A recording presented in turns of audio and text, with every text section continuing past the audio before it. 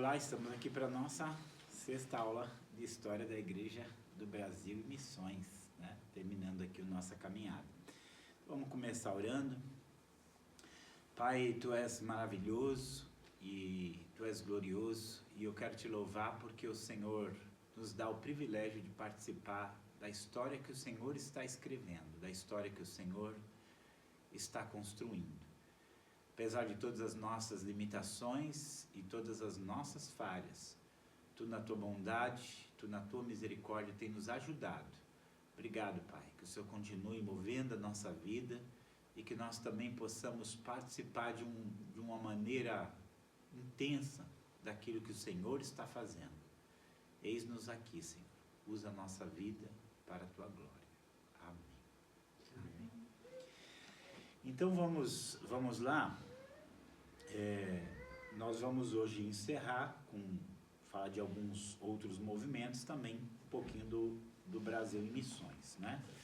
Eu queria falar desses movimentos modernos também para a gente entender essa questão. Então, começar falando do que hoje normalmente é chamado movimento celular, né? Esse modelo celular. Nós vamos ver onde começou. Ele tem desdobramentos muito bons, desdobramentos não tão bons, desdobramentos às vezes até ruins, né? Mas aqui no Brasil começa a celularização em igrejas pentecostais históricas brasileiras através de uma missionária chamada Valnice Milhomens, né? A Valnice Milhomens, junto com esse René Terra Nova, junto com o René Terra Nova, eles vão colocar um modelo chamado G12, que eles trazem lá da Colômbia e do César Castellanos, tá? É óbvio que esse não é o único modelo que trabalha dessa forma, mas esse é o que vai se intensificar mais, como nós vamos ver. Bom, o que é isso, né? E como é que funciona, como é que começou? Na verdade, começa na Coreia. Começa lá na Coreia com os chamados grupos familiares da igreja do pastor David Yong-Soo, né?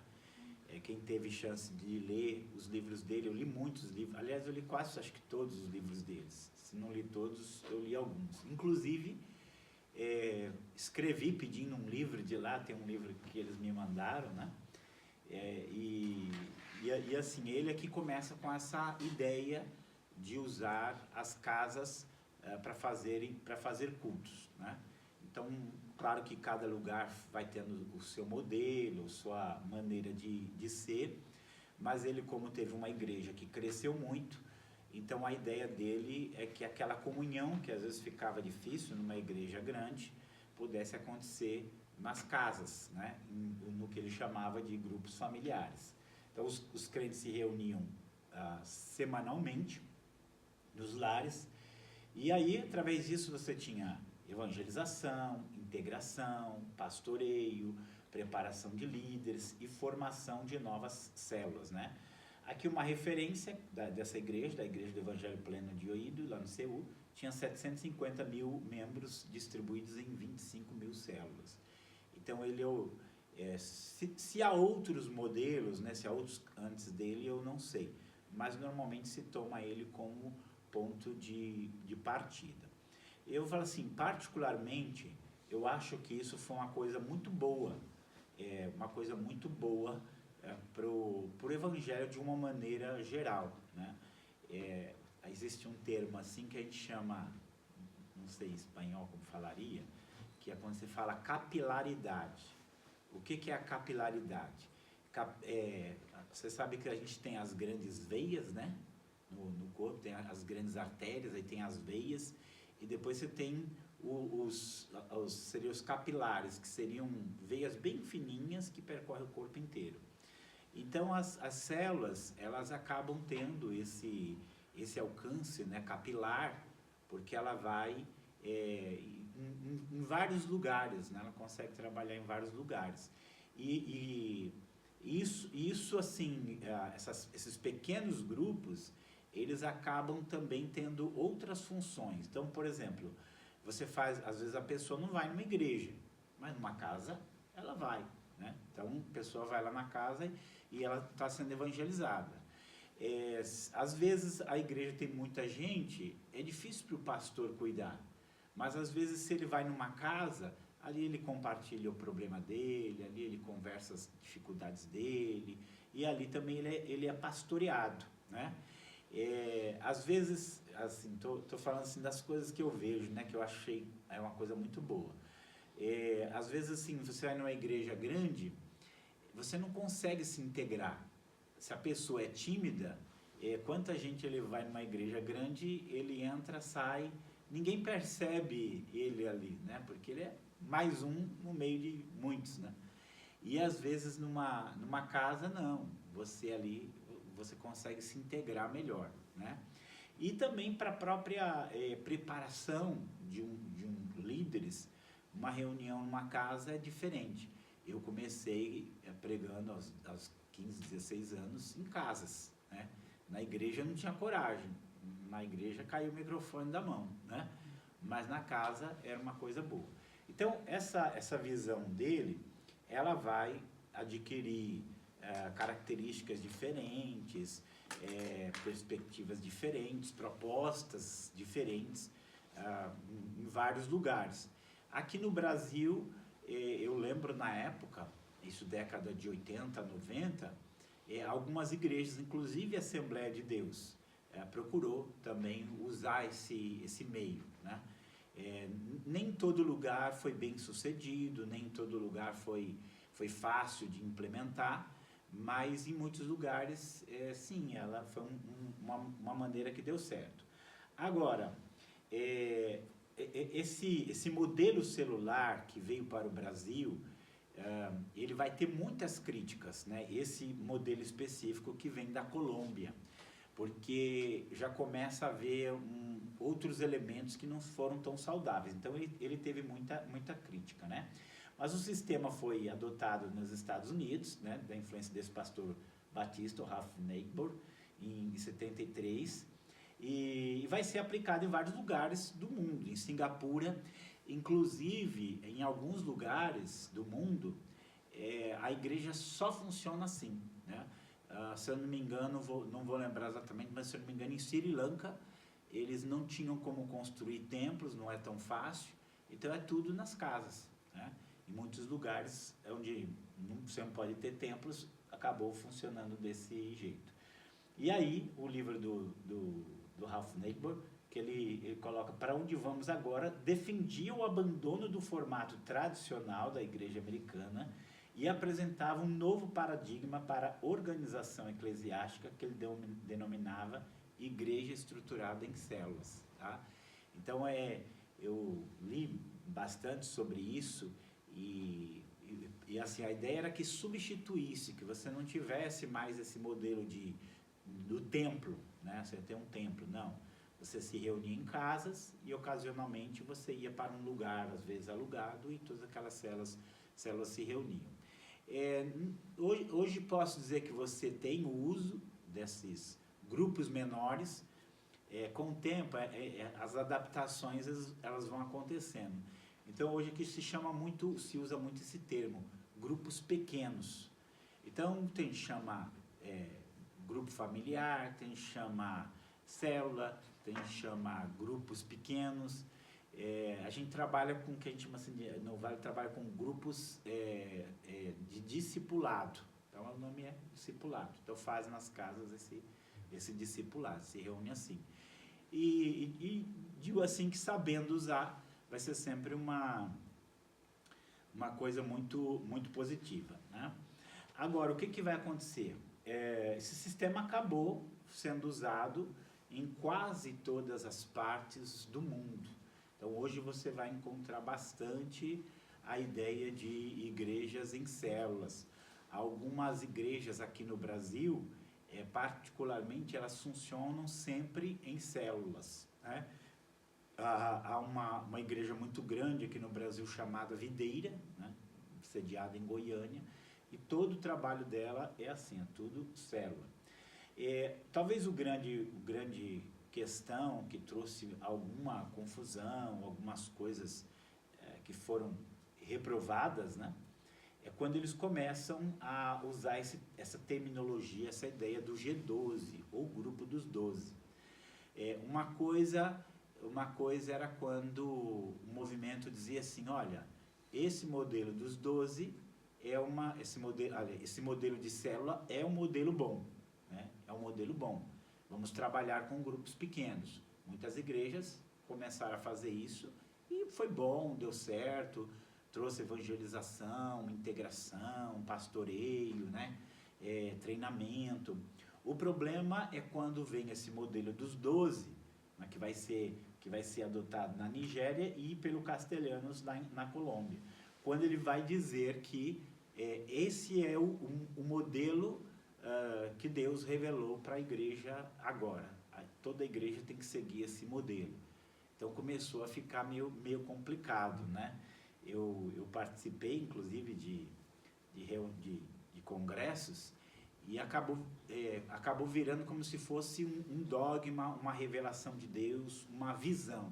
Inclusive eles chamavam assim, era a visão que Deus deu e agora toda a igreja tem que funcionar desse jeito. Se a igreja não funcionar desse jeito, ela está fora da visão.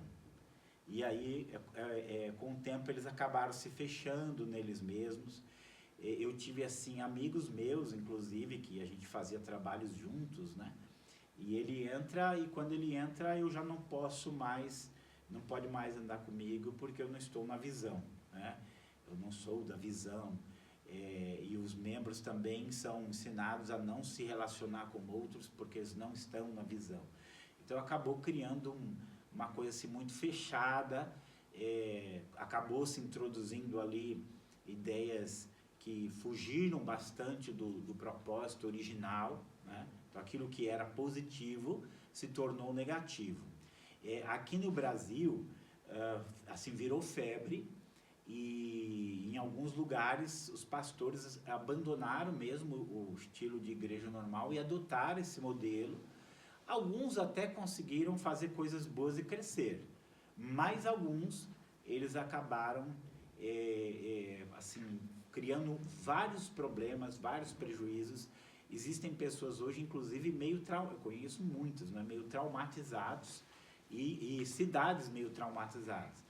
Eu lembro assim, uma das coisas que eles tinham é que a ideia era a seguinte: você plantou uma célula com 12, em 9 meses você já tem que gerar ali um líder e uma outra célula com mais 12. E essa, por sua vez, tem que gerar uma célula com mais 12 e assim vai adiante. Você tinha um prazo de 9 meses para isso acontecer. A gente fala assim que eles criaram uma espécie de marketing de rede, né? Em alguns lugares, vou até assim mencionar uma cidade que eu tenho muito contato, que é Avaré, e o pastor que é meu amigo lá, um líder lá na cidade, e ele fala que lá o pessoal ficou traumatizado. Por quê? Porque você tinha com 9 meses preparar alguém para ser líder e começar. Então imagine você em 9 meses se converter e se tornar líder de um grupo, né? É difícil. E nisso você tinha pessoas, por exemplo, ele fala, tinha pessoas que eram líder de célula e ainda fumava, porque não tinha se libertado e colocavam ele para cuidar de célula. Então isso gerou diversos problemas. Acompanhando de perto, como eu disse, eu acompanhei de perto, assim, alguns casos, e assim, é algo que movimenta a igreja, né? Porque há muito ativismo, há um ativismo muito forte, há uma dedicação assim, muito forte, mas é tão intenso que chega uma hora que as pessoas não aguentam. Você não tem mais vida, você vive 24 horas para aquilo, você não consegue mais, e muita gente se estressa, e chega uma hora que os próprios líderes também já não aguentam mais aquele ritmo frenético, sabe, agitado, e que tem que fazer. Também assim, digo, né, em termos prejudiciais, que foi a ideia de competição. Então você tem a minha célula, eu já multipliquei 3 vezes. Quantas vezes você multiplicou? E aí fica assim, às vezes, uma situação assim. Então esse foi um problema no Brasil, com isso que foi conhecido como modelo G12. Pode pôr o próximo aí. O interessante assim, quem traz isso para o Brasil é a Valnice Milhomens, junto com o René, esse René Terra Nova, e realmente assim, o René, ele consegue fazer esse modelo se espalhar pelo Brasil inteiro, né? Então, assim, ele tem os 12 dele tem outros 12, vai. Ele depois adota, o que nós vamos ver depois também, o modelo apostólico, ele se torna um apóstolo, né? O René Terra Nova. Depois, como ele é um apóstolo, que tem 12 apóstolos, e que esses têm 12 apóstolos, então depois ele vai assumir alguns títulos, por exemplo, de pai apóstolo, que aí depois ele vai ser o pai dos apóstolos. Então, isso tudo vai trazendo muitas críticas, né? Porque as pessoas vão olhando e elas vão vendo que tem alguma coisa que não está boa, né? Não está certo. E então ele rompe com o César Castellanos, do G12. Ele era como se fosse uns 12 desse César Castellano da Colômbia. E aí ele se torna, ele cria outro movimento chamado M12, em vez de ser G12, Grupo dos 12, M12, Movimento dos 12. Né? O que acontece é que começa a haver algumas ênfases doutrinárias do modelo em questão e começa algumas crenças e algumas práticas sem fundamentação bíblica ou com alguns exageros, tá, gente?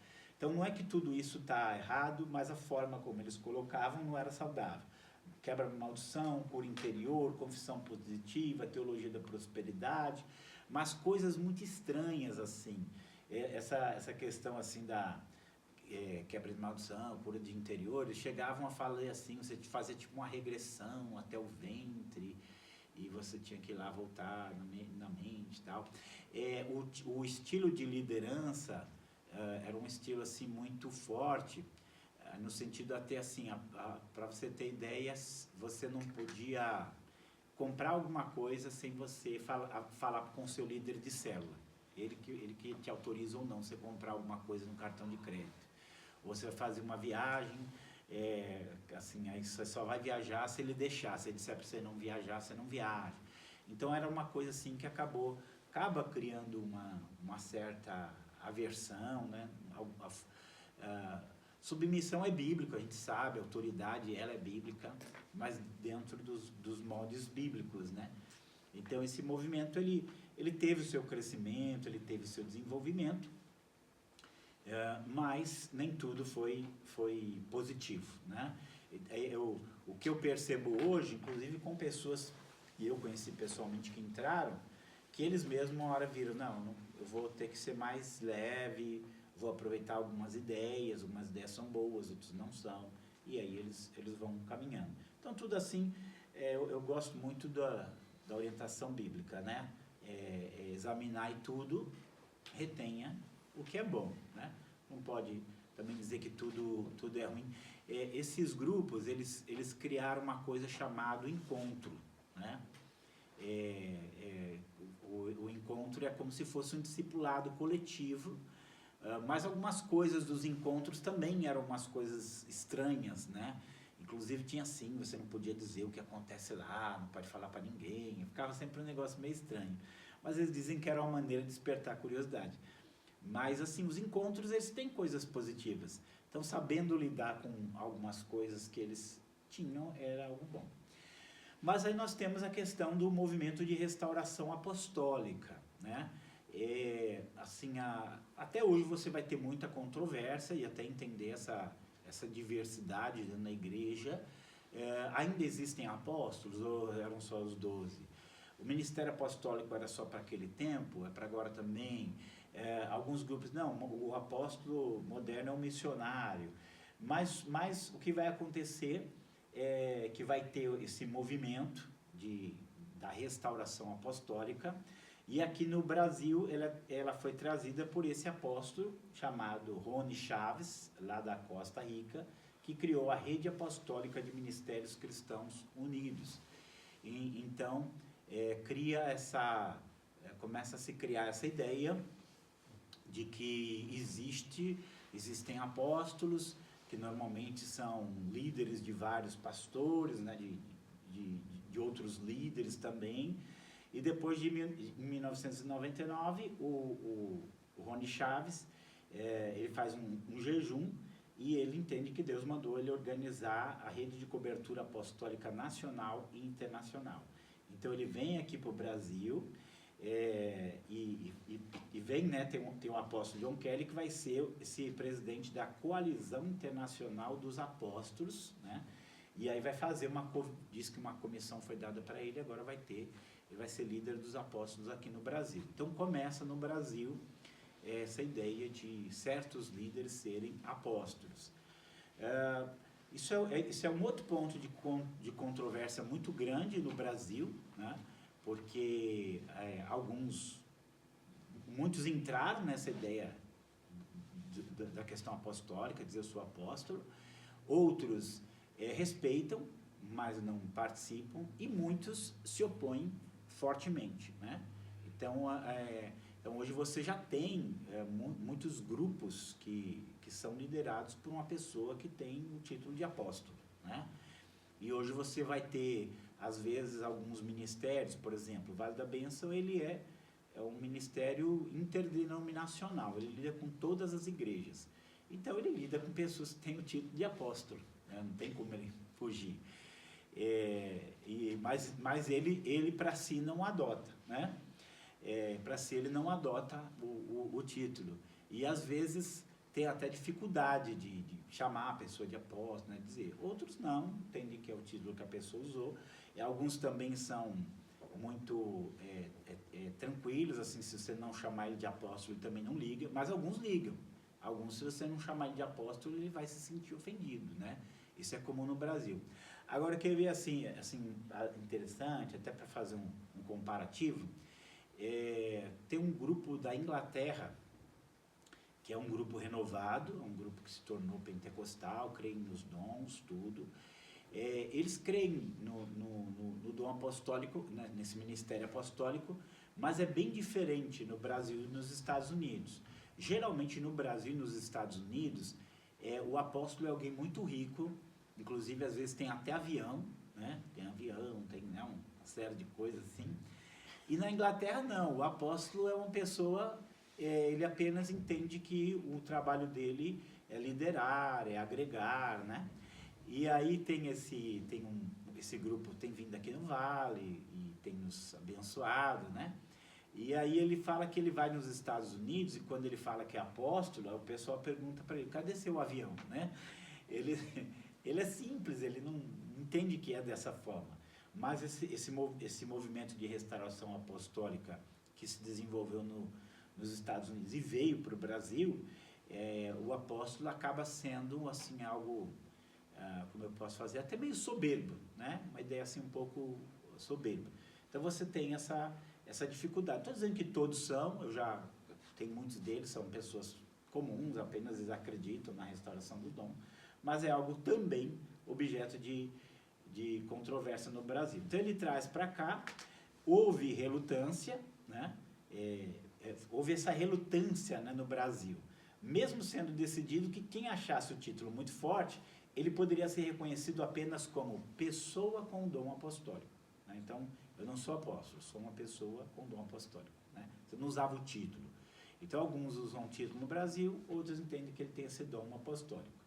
E o grupo decidiu fazer um levantamento, se preparar, e somente um ano depois, em uma convenção, é que eles vão indicar os primeiros apóstolos no Brasil, tá? E aí, em 5 de agosto de 2001, vão realizar um evento e vão reconhecer vários ministérios como apostólicos. Vão começar com a Valnice Milhomens Coelho, né? A Valnice, ela foi alguém que trouxe um impacto para o Brasil muito grande. Ela tinha um programa numa das maiores redes de TV, era uma mulher muito inteligente, era uma batista que foi missionária em Moçambique e que ela se torna renovada. Então ela pregava muito sobre dons, cura, batismo com o Espírito Santo, então era uma pessoa bem em evidência. E ela, justamente, é com ela que vão torná-la uma apóstola. Aí já é mais complicado ainda, né? Já no Brasil tem a questão da pastora, que é difícil. A apóstola é mais difícil ainda. Outro que vai ser colocado como apóstolo é o Sinomar Silveira, né, que é do Ministério Luz para Todos os Povos, lá de Goiânia. Inclusive, eu estive com ele há uns anos atrás. Ele também não é uma pessoa que faz essa questão de ter o título e tudo, mas reconhecer o apostolado dele. O René Terra Nova, que nós já falamos, né? E ele vai ser, talvez, o que mais incorporou essa ideia, e a do G12 também. E tanto que ele vai criar o título de Pai Apóstolo, né? Que seria acima do apóstolo, seria o apóstolo dos apóstolos, uma coisa assim. Não pense que isso não aconteceu embaixo de muita crítica, né?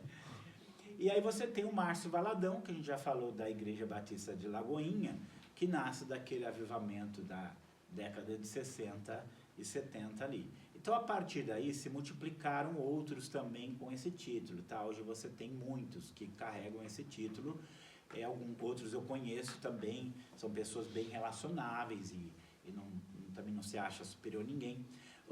Algo que ficou, talvez, muito ruim no Brasil é que, de repente, você encontrar a pessoa que ele abriu uma igreja ali pequenininha, lá num lugar bem afastado, e ele dá para ele o título de apóstolo. Aí fica mais complicado ainda.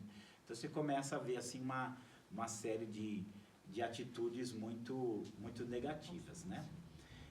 Aqui tem mais o nome de alguns, né? Isso, é isso mesmo. O nome de alguns, talvez alguns não tão conhecidos, né? Alguns aí tive a chance de conhecer pessoalmente. Então está aqui, ó, em 2005 você já tinha algumas dezenas de apóstolos no Brasil. Neuza Tioca, eu assim, tive palestra com ela, sempre foi da área de cura e libertação, é muito conhecida nessa área, mas depois teve o título também. Miguel Ângelo, Estevão Hernandes, que é da Renascer, que nós vimos, César Augusto, que é da Igreja Evangélica lá de Goiânia, Arles Marques, Gescher Cardoso, Francisco Nicolau, também tem um bom conhecimento com ele, né, amizade, Paulo Tércio, Mário Alves, Ebenezer Nunes e Ezequiel Teixeira. Se você encontrar alguns desses por aí, vocês sabem que eles são apóstolos, tá? Em geral, os enfoques do novo ministério apostólico são batalha espiritual, cura da igreja, guerra espiritual, estratégia de conquista de cidades, estados e países, ministério profético, ministério de intercessão, adoração profética, oração profética, atos proféticos. Então, normalmente, esses termos, assim, são termos que eles usam muito, né? Geralmente aplicam muito, e você vai conhecê-los por esse caminho aí, tá? Então, esses são os dois movimentos que eu queria apresentar. Mas eu queria falar também alguns grupos de destaque que merecem ser mencionados nos últimos tempos. Uma delas é a Bola de Neve Church, ou Igreja Bola de Neve. É um nome muito diferente para uma igreja, né? É um nome muito diferente da igreja. Mas pelo próprio nome, você já capta algumas coisas, né? Como é que fala da bola de neve? A bola de neve você joga ela na montanha e ela vai rolando e ela vai crescendo, crescendo, crescendo. E de fato, gente, foi uma igreja assim que cresceu absurdamente rápido, né? Cresceu absurdamente rápido, começou uma reunião ali e a coisa avançou, né? Então foi resultado de reuniões que passaram a acontecer a partir de dezembro de 93, né? Através desse surfista. Ele era um surfista, que era o Rinaldo Luiz de Seixas Pereira, Rinaldo. E ele tem uma enfermidade, tem uma experiência com Deus, e em 1994 o grupo dele recebe uma cobertura especial de outro movimento. Em 99, depois de algumas mudanças e envio de líderes para expandir a igreja em outros lugares, nasce a Igreja Evangélica Bola de Neve, ou Bola de Neve Church, tá? Pensa assim, primeiro pelo próprio nome assim que você já ouve, e alguns detalhes nós vamos ver, o fato dele ser surfista, né? Ele atrai muito jovem, tem um estilo muito jovem. Então pensa aquele pessoal que vive na praia, aquele pessoal que gosta de tatuagem, aquele pessoal cabeludo, né? Aquele pessoal assim, começa a atrair esse tipo de pessoas, né? Começa a atrair esse tipo de pessoas. Tem um estilo mais tanto de louvor como de pregação, pregação e tudo, mais jovem, assim, então começa a atrair muito jovem. Como eu falo assim, eu já tenho meus 35 anos de evangelho, então você vai acompanhando certas coisas. E eu lembro assim que eles cresceram tão rápidos que eles não tinham estrutura nenhuma, eles não tinham ensino bíblico, eles não tinham orientações para os jovens, então eles tiveram muitos problemas, né, justamente por causa dessa falta. Então imagine, todo crescimento rápido ele tem os problemas dele, porque você não consegue amadurecer, né? Então eles tiveram, hoje, digamos assim, pelo tamanho que eles têm, eles são respeitados, mas eles também acabaram seguindo várias diretrizes diferentes, né? E o nome aqui, né, foi escolhido para expressar o crescimento da igreja. Uma bola de neve começando pequeno vira uma avalanche. Um empresário do mercado de surf, que um detalhe deles, né? O empresário do mercado de surf emprestou o auditório para 130 pessoas na loja dele, né? Lá em São Paulo, no Brás. No primeiro culto, o Rinaldo vai lá, não tinha onde apoiar a Bíblia, enquanto falasse com as pessoas. O que ele faz? Ele pega uma das pranchas de surf lá, de longboard, e vai fazer de púlpito, né? Põe aquilo para fazer um púlpito. E passaram a ter uma prancha de surf em cima como a identidade da igreja. Então o púlpito é uma prancha de surf, como se fosse a marca dele, né? A gente fala assim, né? Mas eu quando fui em Israel, eu visitei uma igreja lá, inclusive uma igreja que fica em Magdala, né? Que era a cidade da Maria Madalena. E o púlpito dessa igreja, que era uma igreja católica, não era uma prancha de surf, era um barco, né? Era um barco assim todo. Eu falei, prancha de surf é para os fracos, né? Tem um barco lá, né? Então pode pôr o próximo aí. A igreja Bola de Neve tem um apelo voltado ao público jovem e informal, ressaltando características como ausência de dogmas, tradições e costumes religiosos. Então é uma coisa assim muito livre. Num primeiro momento, gente, isso pode parecer muito bom, tá? Eles não ficam muito preocupados com teologia ou preocupados com regras, mas hoje isso já está mudando. Por quê? Porque com o tempo você começa a perceber que nenhum grupo cresce se ele não tiver pensamentos bem definidos, conceitos bem definidos, comportamentos bem definidos. Então hoje está mudando isso lá. E eu posso falar assim com certa propriedade, porque inclusive meu filho e minha nora frequentaram lá um tempo. E eles tiveram muita dificuldade porque eles estavam numa igreja que tem ensino bíblico sólido, né? Que tem orientação sólida para a vida, tá? E eles veem lá que isso acaba sendo um ponto negativo, você não tem, né? Eu falo assim, vou fazer uma comparação. Quando você é novo, né, às vezes você se aborrece com o pai, porque ele fica dando regra aqui, regra colar, regra colar.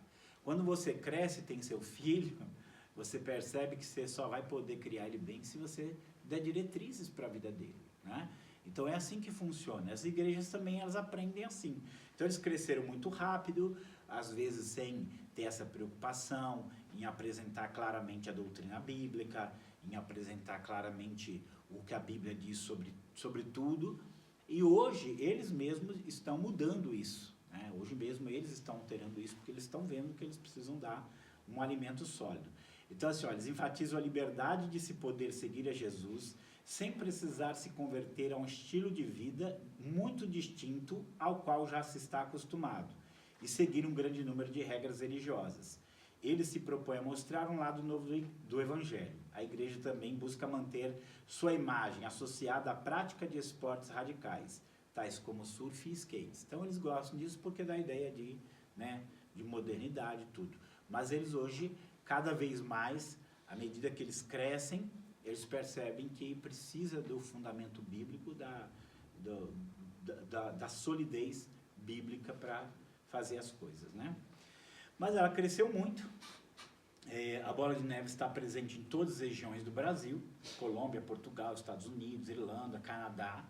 O líder, que é o Rinaldo, inclusive, ele é conhecido como o Apóstolo Rina. Então você já vê que de Rinaldo, ele já vai para uma coisa mais, né? Apóstolo Rina. E eu acho engraçado que eles nem falam mais apóstolo Rina, eles falam o AP Rina. O AP Rina. Então, é uma maneira assim, de ter uma linguagem jovem, né? Estima-se que eles têm 60 mil fiéis no Brasil, né, funcionando no sistema de células. Ó, por aqui, o que você vê aqui? Você vê várias coisas na Igreja Bola de Neve do que a gente tem visto da história brasileira. Então, você já vê assim que eles buscam, já é o que a gente já chama já de um estilo mais neopentecostal. Foge de costumes, já busca ter uma coisa mais livre. Você já vê que ele adota o sistema apostólico, então já puxa a questão do apostólico. E também do próprio sistema de células, né, que acabou se popularizando bastante no Brasil com estilos diferentes, né? Agora, uma outra igreja, provavelmente a última que nós vamos falar, eu assim, particularmente, eu considero já talvez o extremo de cada vez mais uma distorção, tá? Que é a Igreja Apostólica Plenitude do Trono de Deus, realmente conhecida como Igreja Apostólica Plenitude. Eu não consigo já olhar para um trabalho como esse e não ver uma série de distorções do Evangelho muito graves, terríveis e trazendo muita confusão. Falo assim, bastante propriedade, tá?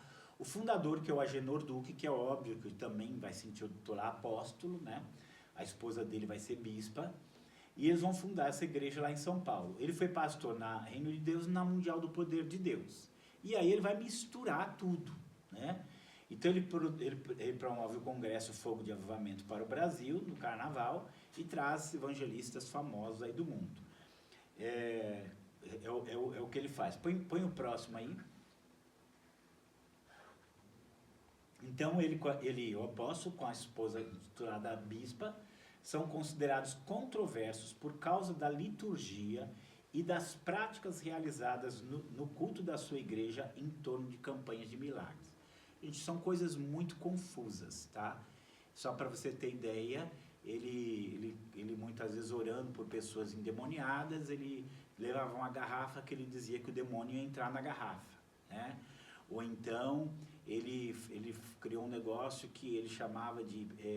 A memória, ele orava por você, você fumava, você ia até esquecer que você fumava.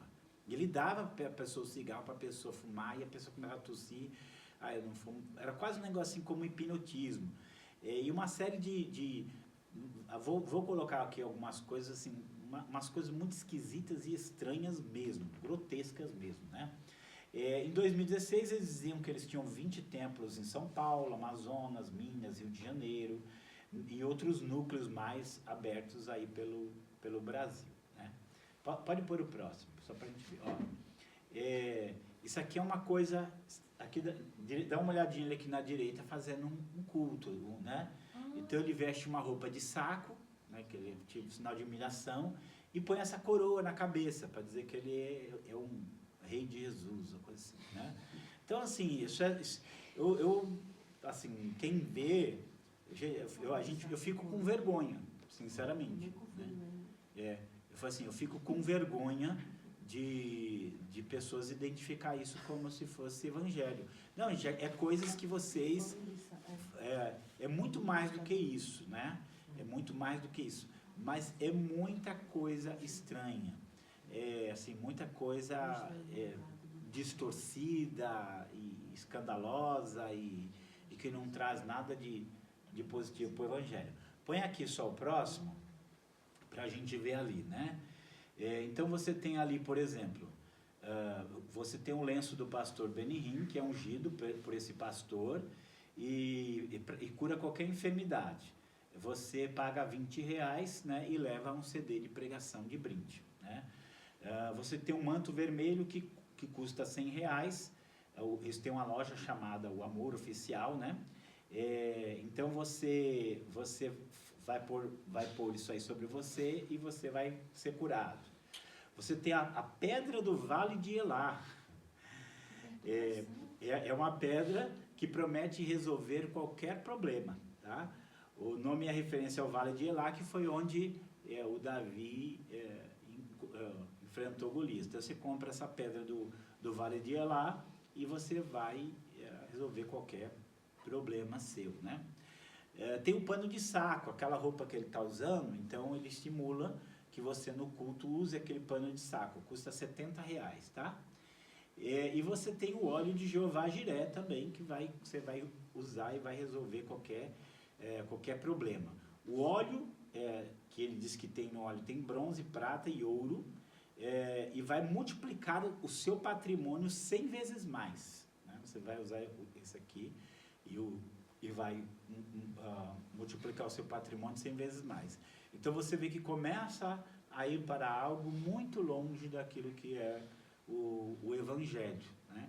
E o grande problema assim, ele está dentro desse quadro que a gente tem falado, e dentro desse quadro você acaba tendo assim, muita visibilidade, porque eles estão na TV, então as pessoas acabam identificando como se aquilo fosse o Evangelho, o verdadeiro Evangelho, né? Então, para a gente aí. Tentar falar aqui rapidinho, para não demorar muito, sobre a pulverização do movimento pentecostal, né? Põe o próximo aí. Que é outro fenômeno no Brasil. O que eu quero dizer com pulverização? De repente você começa a ter um monte de igrejas pequenas surgindo do nada, normalmente independentes, mas muitas, né? Vocês vão ver algumas coisas aqui, ó. Então começa a proliferação de igrejas independentes que não pertencem a nenhuma denominação pentecostal, porém elas têm características pentecostais e carismáticas. Normalmente ela só tem uma unidade só, ela aluga uma loja comercial e começa ali. Então quem é brasileiro sabe, aquilo que a gente fala assim, que aqui tem uma igreja em cada esquina, tem esquina que tem duas, ou três. Não sei se em outros lugares tem esse fenômeno, mas no Brasil às vezes você tem uma igreja aqui e do lado tem outra, e às vezes em frente tem outra, né? Então isso é uma coisa assim muito comum no Brasil por causa dessa proliferação. É quase impossível contar quantas são, pois algumas têm uma duração muito rápida.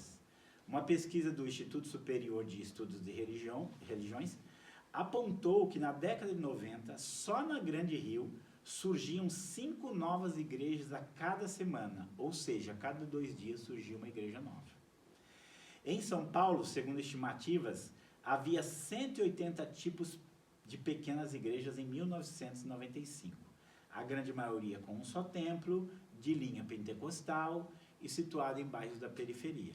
Algumas era alguma pessoa que teve algum conflito, alguma briga, e ele simplesmente vai lá e começava uma igreja, né?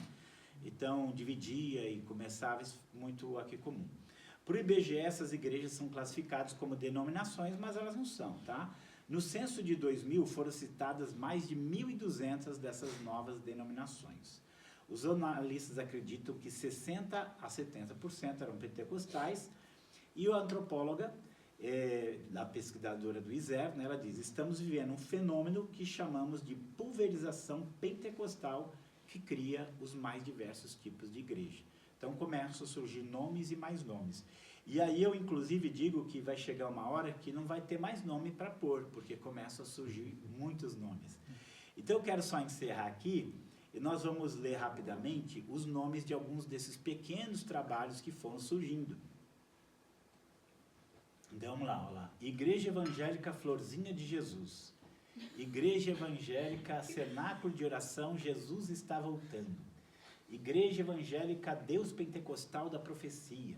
Igreja de Deus que se reúne nas casas. Igreja Evangélica Pentecostal Creio Eu na Bíblia. Igreja Evangélica A Última Trombeta Soará. Igreja Evangélica Pentecostal Sinal da Volta de Cristo. Igreja Pentecostal Jesus Nasceu em Belém. Igreja Evangélica Assembleia de Deus Ministério Eis-me Aqui. Igreja Pentecostal do Fogo Azul. Ministério Favos de Mel. Tudo isso para a gente ver assim, e a gente tem que pensar, porque às vezes não é uma coisa positiva, né? Igreja Evangélica Internacional Soldados da Cruz de Cristo. Igreja A Serpente de Moisés, a que engoliu as outras. Assembleia de Deus com doutrinas e sem costumes, né? É o nome da Igreja Pentecostal Assembleia dos Santos. Igreja Pentecostal da Unificação de Jesus Cristo, Templo Evangélico da Sétima Trombeta, Igreja Primitiva do Senhor, Igreja Evangélica Universal Jesus Breve Vem. Ainda tem mais, vamos só para a gente conhecer, né? Igreja Pentecostal Monte da Obra Missionária, Igreja Pentecostal Remidos do Senhor no Brasil, Igreja de Jesus Cristo no Universo, Assembleia de Deus da Reforma Universal, Tabernáculo Senhor é Meu Pastor, Catedral Evangélica Pentecostal do Grande Deus, Congregação de Profetas, Jesus Nosso Rei dos Judeus, Igreja Atual dos Últimos Dias, Igreja Cristã Pentecostal Universal Sarça Ardente. Põe o próximo. Aquela eu destaquei, gente, a Igreja Despertai para Jesus, que até o nome, eu não acho o nome tão diferente, mas porque eu conheci, e inclusive congreguei muito com eles, assim, fizemos culto juntos. Essa igreja, só para também um ponto que eu não quis frisar muito, no Brasil é muito forte os católicos carismáticos. Quem são os católicos carismáticos? São católicos que alegam ter tido experiências com o Espírito Santo. E no Brasil, o movimento carismático é muito forte. E lá numa cidade, do lado da cidade onde eu morei, tinha que era Cubatão, tinha um grupo dentro da igreja católica que eles eram de muita oração e eles eram de muita leitura da Bíblia. E conforme eles foram orando e lendo a Bíblia dentro da igreja católica, eles foram mudando o jeito deles serem. Então eles começaram a se comportar como crentes. A tal ponto que a igreja católica começou a se incomodar. Quando eles chegavam na missa, né, católica, os católicos já falavam assim, o que esses crentes vêm fazer aqui na missa? Eles começavam a reclamar. E começou a ficar tão diferente que eles foram expulsos da igreja católica. E o líder deles, ele ficou perdido, porque para ele era um católico, mas ele não era mais um católico. E aí o que aconteceu? Ele encontrou um pastor, esse pastor, ele queria uma igreja para congregar, mas ele não achou. Então acabou que ele encontrou um pastor, como ele já era um líder, inclusive ele era militar, pastor Milton, acabou que ele foi ordenado pastor e começou a igreja Despertar para Jesus, assim nasceu, né? Mas tem outros aqui. Igrejas de Deus, Assembleia dos Anciãos, Igreja do Evangelho Triangular no Brasil. Tinha o quadrangular, acho que eles fizeram, né, triangular. Igreja Evangélica Ministério Cristão, Fé e Palavra Pentecostal. Igreja Evangélica Facho de Luz. Igreja Evangélica Pentecostal A Tenda da Salvação. Igreja Evangélica Pentecostal Os Mensageiros de Jesus. Igreja do Novo Amanhã. Igreja Evangélica Pentecostal Primitiva Unida. Pode pôr aí. Tem mais uns pouquinho aqui, né? Igreja Pentecostal Jesus Vem e Vencerá pela Fé. Igreja Evangélica Pentecostal Cuspe de Cristo, gente. É um negócio, assim, ruim, né? Mas eles têm. Igreja Evangélica Pentecostal A Última Embarcação para Cristo. Igreja Pentecostal Jesus Vem e Você Fica. Igreja Pentecostal O Senhor Pelejará por Vós. Igreja Pentecostal O Povo de Deus. Igreja Pentecostal Uma Porta para a Salvação. Aí vocês têm mais ainda. Acabamos, né? Muita coisa, né? Aí eu queria só dar essa indicação do livro, A Verdade sobre o G12, que inclusive o autor é um amigo meu muito querido, um pastor muito assim, bem preparado, né, da Igreja do Nazareno, e ele fala, né, que o G12, ele inclusive foi do movimento, então ele sabe que tem, eu só citei assim muito por alto, mas ele fala que lá tem muitas coisas que fogem ao padrão normal que você vai encontrar numa igreja, né? Então, eu falo assim, normalmente quem conseguiu sair de lá, essas pessoas vão assim, precisar de um tempo para se recompor. Só que a título de exemplo, né, eu tive um amigo, aliás, conheço ele só de longe, distante, mas a gente é muito amigo. E ele teve problema porque normalmente quando você sai dessas igrejas ligadas ao G12, você nunca sai de uma maneira amistosa. Normalmente eles chegam a ponto às vezes de te amaldiçoar se você sai dali, né, e faz uma série de críticas a você. E esse meu amigo, ele teve inclusive mudar de bairro porque ficou uma situação assim muito ruim. E outra, eles criam algo assim que você fica mesmo com medo. Se eu sair daqui, minha vida vai desmoronar, vai vir acontecer um monte de coisa ruim. Então, são coisas muito negativas. Então, assim, é onde você vai ver os problemas do movimento, né? Bem, então, terminamos aqui a aula, vamos orar. E para Deus nos dar graça no meio de tantos problemas e com complexidade, a gente poder ser bênção, né? Pai amado, Pai querido, nós nos colocamos nas Tuas mãos e colocamos nosso coração nas Tuas mãos. Nós queremos Te servir, nós queremos Te amar, nós queremos entender a Tua palavra, nós queremos fazer o que é bom e bênção para o Teu reino, nós queremos andar contigo, Pai. Nos ajuda a fixar o nosso coração naquilo que é proveitoso, naquilo que é benigno, naquilo que é bom. Coloco tudo nas Tuas mãos e Te louvo em nome de Jesus. Amém. Alguma pergunta? Eu estava falando um dia desse com o pastor sobre uma igreja que a mulher usava o pé para dizer que o pé dela curava. Aí o senhor falou de Regina Duque e eu lembrei que é a esposa dele, a bispa Ingrid Duque, que faz isso. Isso mesmo. Então, assim, algumas coisas muito estranhas. Aí, assim tem que orar, porque isso é muito ruim para o evangelho, isso é muito ruim. Mas a gente sabe, né, que Jesus falou que era um joio no meio do trigo, não vai poder... Uma vez no culto, ele colocou uma mulher nas costas dele e começou a girar. Parece que ele falou que era a batedeira de Jeová, não sei. A unção do liquidificador. Eu nem, às vezes, procuro não ver, gente, porque essas coisas deixam a gente tão bravo de ver as pessoas brincando com as coisas de Deus, né? Eles estão brincando com as coisas de Deus, né? Agora vamos tomar um cafezinho. Sim.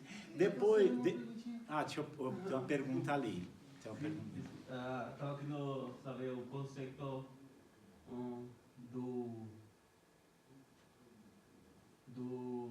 nome apóstolo. O que significa em si a palavra apóstolo? A palavra apóstolo em si significa enviado, né? Esse é o significado da palavra apóstolo. Por isso, ao longo da história, as igrejas entendiam que o missionário ele fazia o papel que era do apóstolo, né? Algumas vezes, ao longo da história, alguns entenderam que certos indivíduos, eles realmente tinham uma unção apostólica, como John Wesley, homens assim que fundaram grandes movimentos, fizeram grandes coisas, né? E sempre se evitou muito usar o título, mesmo algumas pessoas que talvez tivessem uma grande capacidade, né? Ou quando a pessoa morria, por exemplo, se você pegar o Simonton, né, que fundou a igreja no Brasil, ele foi o apóstolo do Brasil, porque ele plantou a igreja aqui, a igreja cresceu, mas quando a pessoa morria, nunca a pessoa em vida. Agora, esse pessoal, eles já entendem assim como algo permanente, e que funcionaria como uma espécie de líder de outros, né? Assim, mas a palavra em si, apóstolo, é emissário, é alguém que é enviado, né? Então, mais alguma pergunta aí? Mais alguma? Deu para entender? Sim, obrigado. Então tá. Se tiver pergunta, depois faz. Depois eu queria dar uma olhadinha, sim, porque você viu que eu mandei aqueles, não vou conseguir falar tudo, mas